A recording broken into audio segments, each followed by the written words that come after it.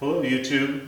Today's video is a comparison between the Canon 70-200 f4 and f2.8 image stabilized version of their very popular telephoto zoom lenses. These lenses have both been out for a while. Their specs and so forth are very much available online. But I wanted to give sort of a personal comparison today because I know a lot of people want to compare the two when deciding what to purchase, and there's a big cost difference. There's some key feature differences. I've noticed that the average comparison focuses on some very technical specification differences, and in fact in actual use there's some compare and contrast points that I feel like I missed. So I thought I'd talk about my evaluation and what decision I came to about which is the best lens for various purposes, in the hopes of informing your decision perhaps as you decide what's best for you. The first thing I'll say is this is all personal opinion, and this is all based on my needs and my observations. There's different kinds of photography. There's landscape, there's macro photography, there's fashion, sports, portraiture, which is what I do mostly, portraiture and event photography, all of which have different parameters of what is the quote-unquote perfect lens. So this is just my perspective, but again, I feel like it might be helpful for those of you shopping for what might be right for you. Again, we have the 7200 f4 IS version and the 7200 f2.8 IS version. This is the first IS version. There's a Mark II out that's newer, more expensive, slightly refined optics. But for the purposes of what I'll be just talking about today, contrasting between the two aperture versions, no significant difference. We've got the hoods here, and I'll be talking about those briefly as we talk about the two lenses. These are pretty much out of the box, factory standard, except for some UV filters that are on there, and then this one that has the tripod mounting ring has a little Arca-Swiss style mounting plate from Really Right Stuff, the dark anodized aluminum that is not stocked, and that's for mounting on a clamp style tripod mount. But otherwise everything we'll be looking at and talking about is stock. Let me first talk about basic distinguishing characteristics. And again, this is where I'm going to diverge from sort of the standard evaluation, which talks about very, very specific minutiae differences. I'm going to talk about differences really that I think have practical impact related to purchasing and using these two lenses. The first, and in my mind, most importantly, even more important than the aperture difference, is size and weight. You can see by this top-down view that size-wise, both in diameter and length, there's maybe a 20 to 25% reduction in size of the f4 version over the 2.8 version. Even more significantly, the weight, according to the spec sheet, is half, exactly half, for the f4 version over the f2.8. That savings is obviously less glass, which is the heaviest component. Smaller aperture, smaller maximum aperture means less glass to get the light into the film plane or the sensor in the case of digital, and therefore weight loss. For me, that's actually really, really huge. Most of the time, people are talking about percentage differences of 10%, 20%, half. You could have two of these in your bag and it would weigh exactly the same as this one lens. And that, I think, is one of the foremost distinguishing characteristics, which I'll go into the reasons why I think that's important a little later. Another basic distinguishing characteristic, plastic versus metal. These look very similar, however, just based on the tap test, the majority at least of the f4 version, the cheaper version of this lens, is clearly plastic. High-grade plastic, there's nothing wrong with plastic. I know if you like Carl Zeiss lenses, you probably think that metal makes a lens take a better picture. However, This is plastic, for better or for worse, high grade of course, the plastic. This barrel, clearly meant to go into a war zone or be in the White House press pool or jump out of an airplane or whatever you need to do. Bomb-proof structural materials for sure. The little plates that go on to hold all the buttons and switches, you can see this one sort of snapped in. There's no actual screw threads because I think, again, it's plastic and snapped in. If you notice this one on the 2.8 version, there's actually screws. I think this is actually a metal piece. So metal throughout, and then of course the rubberized rings and the gaskets and the end caps are pretty much the same. So plastic versus metal, for whatever that's worth. A small thing, but not nothing, the filter thread size. The 2.8 version has the more standard, more common Canon 77mm thread, less common 67mm thread on the F4 version. Again, only an issue if you're buying or interchanging filters or uses filter systems extensively for shooting landscapes and so forth. So filter thread difference. The lens hoods, the difference is obviously a cylindrical, straight, all the way around lens hood for the F4 version, and what is called a pedal hood with the cutouts for the corner of the frame on the 2.8 version. Personally, I prefer this version. This is one thing that's leaning me a little more towards the F4. When you sometimes are doing a quick lens change and you put take your lens off your camera and set it down with the hood attached to swap out to another lens. This provides the maximum stability on the table or wherever you're setting it down. Canon makes the edge of the pedal hood on the 2.8 also flat, so you can get a nice stable surface, but obviously it's not stable all the way around, so actually slightly less stable. A very minor thing in practical use, but a lot of people think the pedal lens hood looks cooler, looks more professional. I actually go for the straight circular lens hood. I'm not sure why, given these are the same focal lengths. They did two different style lens hoods, but it's a difference, and you can decide which one is preferable to you. An obvious difference, again, looking at basic differences between these, just looking at them on the table. No included tripod mounting ring and included tripod mounting ring. Again, metal, consistent with all the metal body on the 2.8 version. You can buy a Canon version for the F4 that looks just like this, but in the appropriate size. It's like $150. It's ridiculously overpriced. There's also cheap Chinese knockoffs that are like $10 and presumably work reasonably well. So you can make these more equivalent on the tripod ring element. But in terms of what's included in the box, tripod ring versus no tripod ring. These are front heavy, mounted to a camera, so you probably do want to use the tripod ring if you're shooting a lot on a tripod. So total cost with an aftermarket tripod ring, something to consider if you're working on a tripod.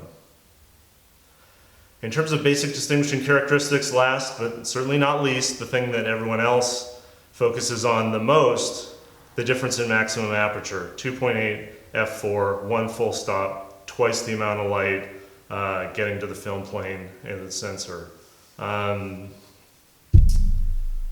Let me just talk about people assume bigger aperture is better, but let me just talk about what you're actually getting with an extra stop. First, more limited depth of field. Wider aperture, shallower depth of field, especially at the telephoto focal length. That's great if you're shooting a portrait and want to blur out the background. Well, that's really the main reason. If you want a shallow depth of field for the purpose of the photo you're taking, there's no doubt you're getting an extra boost of shallow depth of field. in my experience, I shoot, even if I'm shooting someone's face close up, but I at least want both eyes in focus, I'm at least shooting f4 if I'm shooting over 100 millimeters in focal length.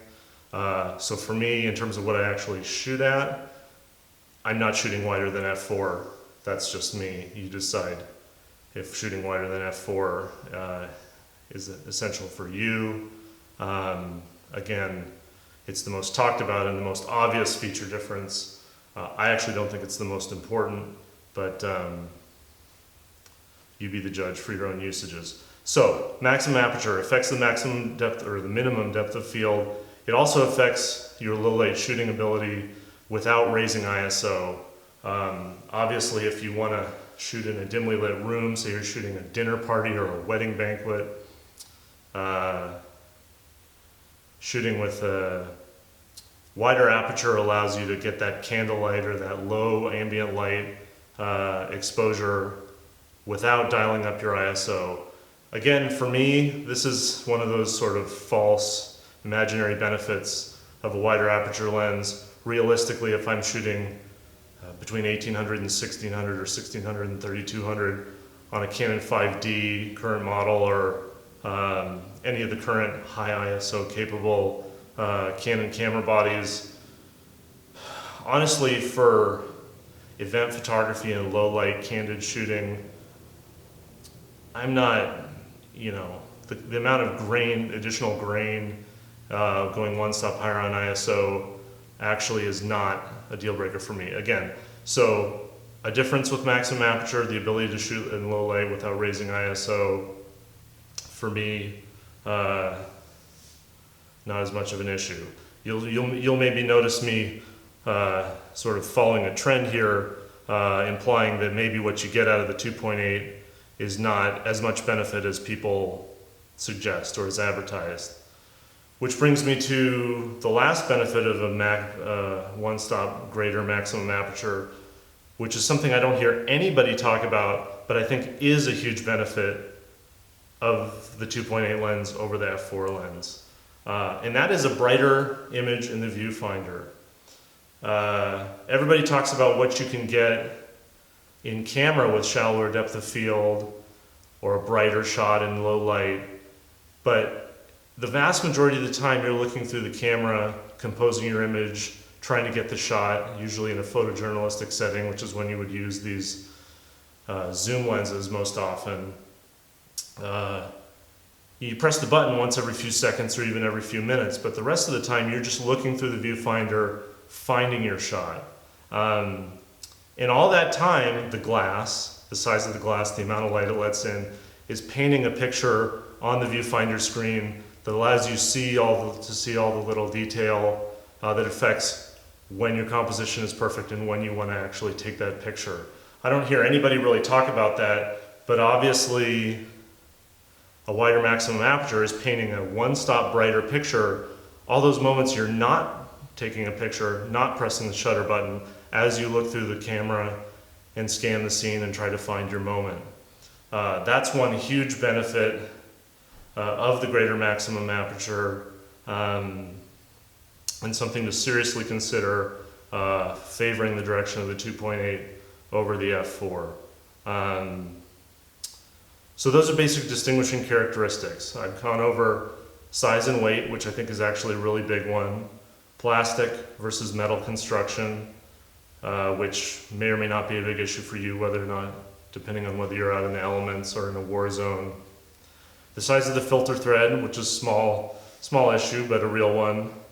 The lens hood shape, the petal lens hood versus the cylindrical lens hood.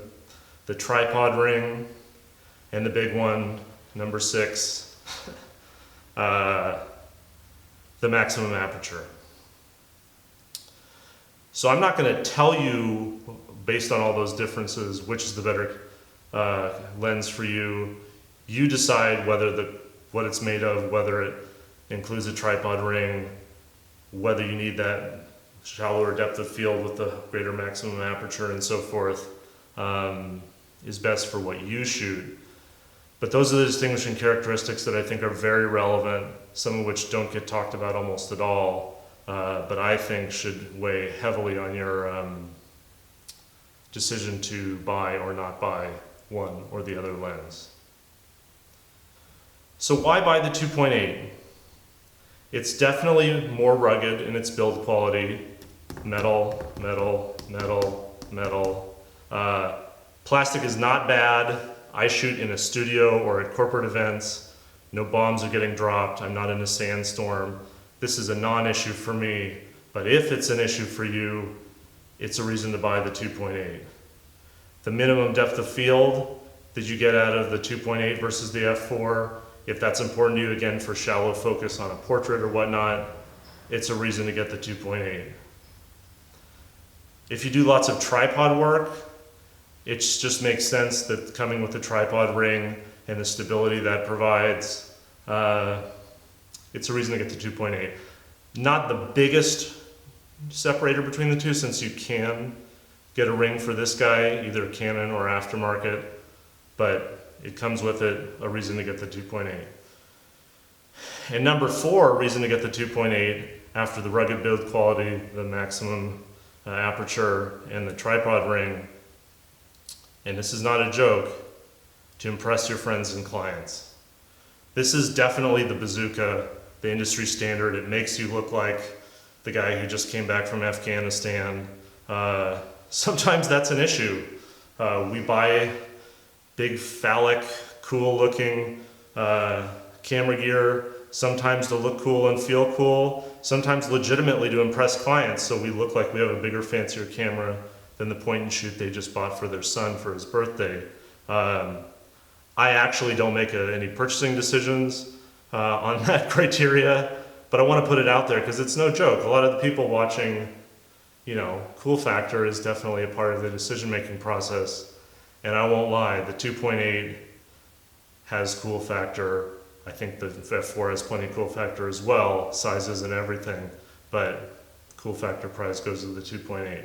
So those are my 4 reasons why I would buy the 2.8. Why buy the f4? 2 things: compactness and lightweight, which I referred to earlier, and value.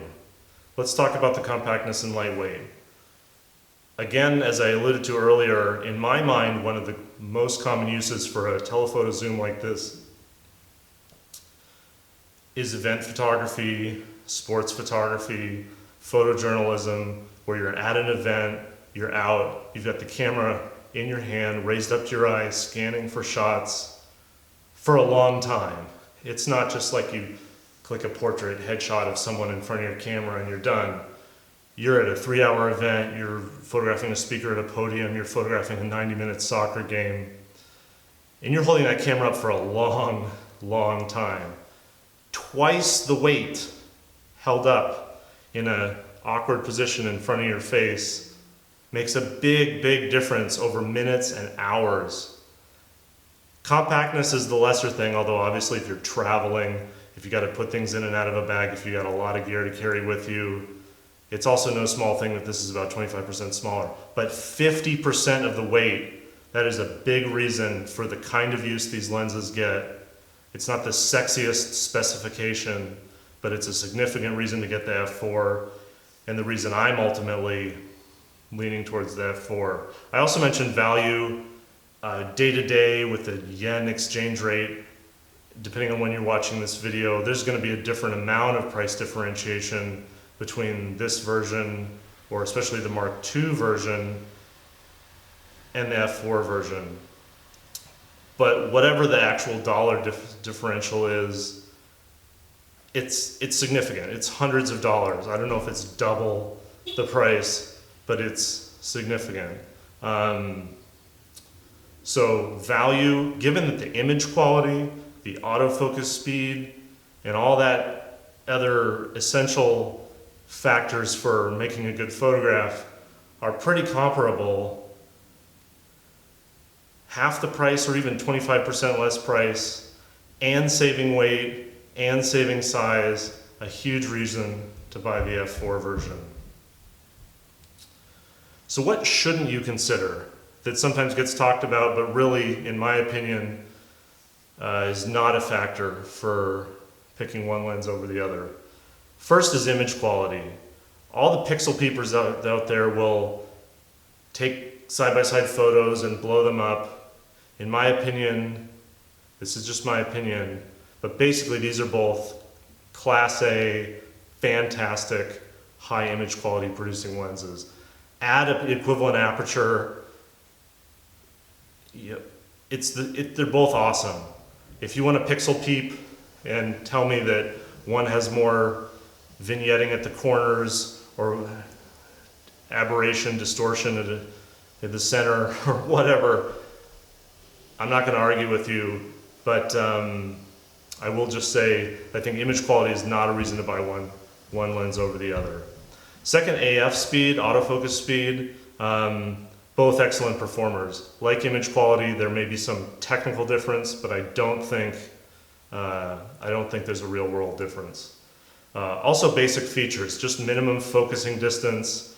The zoom range obviously is exactly the same, 70-200, the image stabilizer effect. The basic features, I don't think, aside from the things I mentioned, like different filter thread and different type of hood, I just don't think a basic feature comparison, you'll find something in the specs that's different, but I think as far as basic features, there's no real reason to pick one over the other.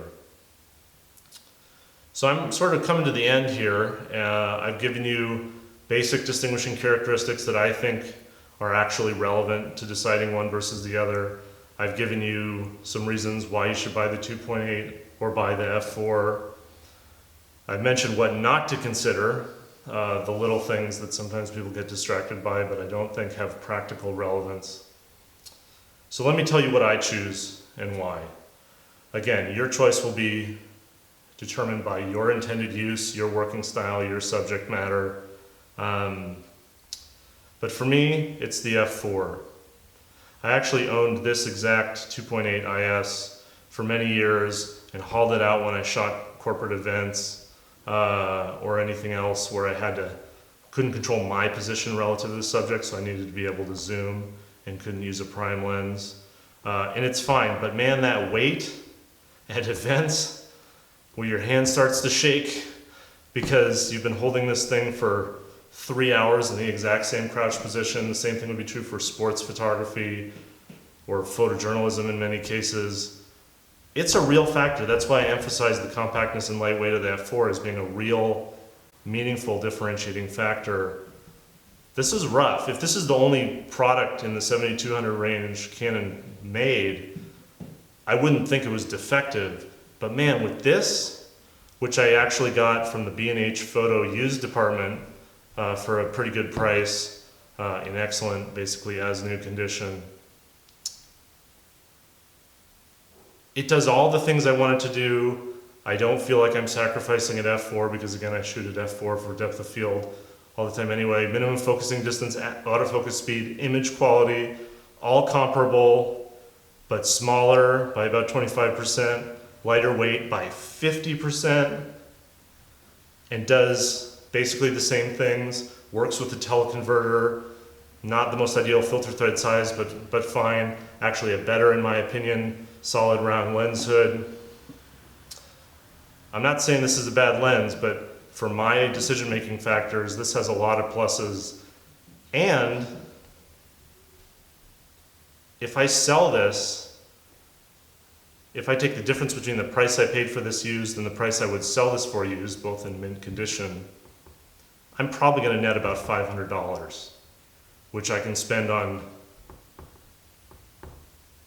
another lens, more gear, which I probably don't need, or maybe my nice dinner out for my wife and some other things around the house, which is probably more likely what I should spend the money on.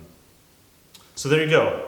A 70-200 IS lens comparison between the 2.8 version and the f4 version. I hope this was useful. Again, it's just personal opinion, but I think there's a lot of pixel peeping and spec mining that focuses on minutiae that aren't necessarily important. As a full-time working photographer who puts these things to real use, I hope I've contributed some good information about what is and isn't most appropriate and relevant for your decision making. I hope it's helpful to you. Get out there and take great pictures. And if you're interested in more of this type of review and commentary, please like, comment, or subscribe to the channel. Thank you.